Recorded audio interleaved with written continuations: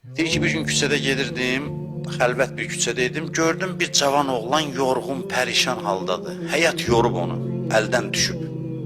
Sıxıntı içindədir, öz-özü ilə danışır, amma Allahla dava eləyir, Allaha hökm çıxardır, Allahı edam eləyir. Mən də ruhani libasında keçirəm, dedi məqamda da, biz də Allahın vəkiliyik axı.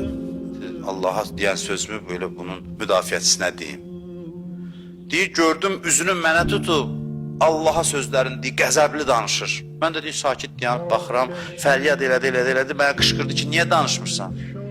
Ne üçün susmursan? Deyir, sakit dedim ki, anlayıram səni, başa düşürəm. Əvvəl bunu dedim. Bu deyir, duruxdu biraz, sonra öz həyatımdan danışdım. Öz dərdlərimdən danışdım, mən ruhani libasında olan adam. Deyir, gördüm ki, mənim günümü ağlayır.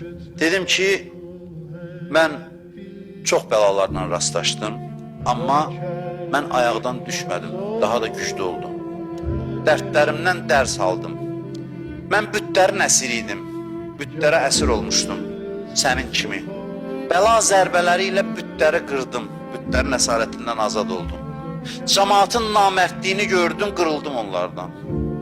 Sonra öz-özümə dedim, axı, niyə gözləntim var idi ki, əvvəldən bilərdim. Sonra zərbələr çoxaldı, öz-özümə fikirləşdim ki, Allah niyə məni bu qədər yandırır? Niyə məni bu qədər vurur? Məyər mənə düşməndir. Deyir, mən danışdım, görüm kövrəlib. Deyir, bu başa düşürdü ki, dostuna düşmən olur. Bu başa düşürdü ki, təşəkkür əvəzinə etiraz edir. Mən dedim ona ki, demirəm dərdlərə döz. Dərdlərini təhlil elə.